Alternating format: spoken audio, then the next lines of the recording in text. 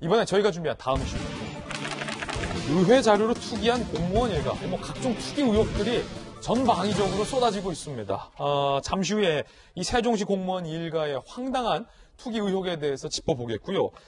LH 얘기부터 안 꺼낼 수가 없을 것 같습니다.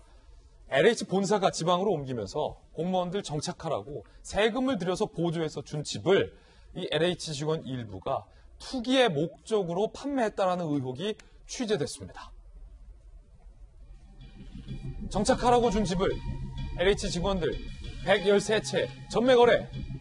LH 직원들이 2015년 경남 진주로 본사를 옮기며 아파트 특별 분양의 혜택을 받았는데 분양 1373채 중 113채를 되팔아서 시세 차익을 거뒀다. 법적 문제는 없다고요. 3년 뒤에 팔면. 그런데 이거를 투기의 목적으로 유독 LH 직원들이 더 많이 시세 차익을 거뒀다는 거예요. 다른 공기업 직원들보다 4배 가까이를 팔았다. 분양 당시보다 현 시세가 2배 상승을 했다라고 합니다. 김영주 의원님, 네. 서울시를 이끌어 보셨잖아요. 부시장 하셨잖아요. 아니, 이 특별 분양 본사로 옮기니까 직원들 정착해서 좀 LH 국민들을 위해서 헌신하라 라고 세금까지 들여서 특별 분양 혜택 줬는데 다른 물론 공기업들도 불가피하게 이 부동산을 3년 지나서 팔 수도 있어요. 팔았다고 문제 삼는 게 아니라 시세 차익을 거두는 요런 수익이 발생하는 요런 거에서 어떻게 LH가 다른 공기업보다 4배 가까이 이렇게 관심을 볼 수 있습니까? 처음부터 저는 이해가 안 되는 게 정부가 얼핏 하면 얘기하는 게 공공임대 아파트 아닙니까?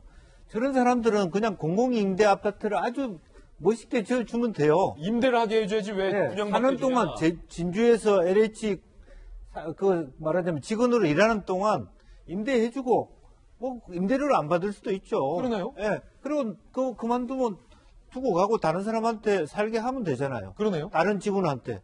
왜 특별 분양을 합니까? 국가 세금을 걷어서. 김연아 의원은 어떻게 생각하시는지 모르겠습니다만 얼핏 하면 공공임대 아파트는 꼭 정말 차상위계층 어려운 사람한테 삽니까? 파키스탄에 갔더니 국회의원들의 어떤 의사당 옆에도 그런 식으로 빌려주는 공간이 있을 수 있어요. 만약에 국회를 세종시로 옮길 때 국회의원들이 전 지역이 다르기 때문에 기숙사처럼 할 수 있는 거죠. 왜 LH 직원들을 위한 기숙사, 그거는 왜 안 되는 겁니까? 예. 이것은 기본적으로부터 지금 이런 사태가, 만약 그런 사태가 있었으면 확실하게 전매 불가라는 것이 있었어야 돼요. 확실하게. 예. 그리고 혹은 전매를 하더라도 100% 수익에 대한 환수.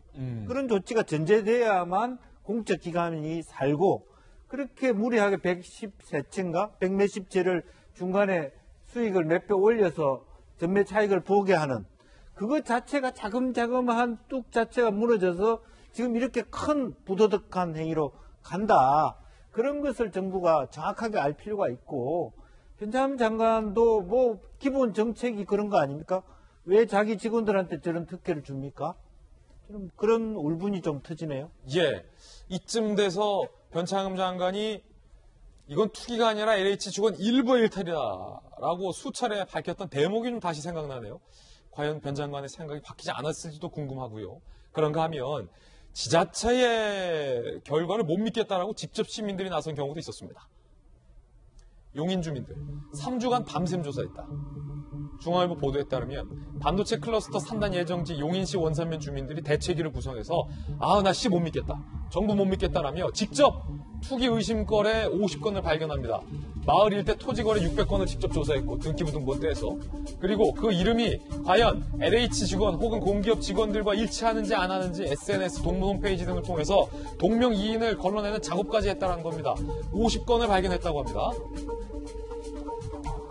용인시의 자체 조사를 믿을 수 없어서 퇴근 후 모여서 3주 넘게 밤새웠다. 수사기관이 그 끝을 맺어줬으면 좋겠다라고 밝혔다라고 합니다. 김연아 의원님, 부동산 전문가시잖아요. 주민들이 왜 3주간 자기 직업도 있는데 저기 모여서 그렇게 밤을 샜을까? 왜 정부와 지자체의 결과를 못 믿을까? 어떻게 보십니까?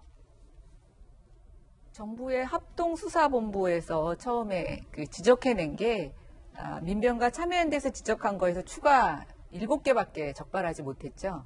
근데 그 이후에 합동수사본부, 합동조사본부에서 신고센터라는 걸 만들었는데요. 하루 만에 막 900건 이렇게 올라왔다고 하더라고요. 저는 그때서부터 다 알아봤습니다.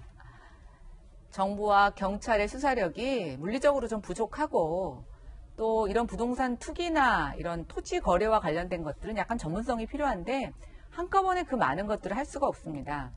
바로 이번에 용인 주민들의 이 사례는 저는 정말 시민의 힘, 국민의 힘이라고 보여지는데요. 요걸 또 국민의힘을 갖다 붙이시네요. 네. 이제는 저는 오히려 국민들이 훨씬 더 똑똑하고 더 많이 알고 또 이런 비리를 적발해내는데 저는 적임자라고 생각합니다.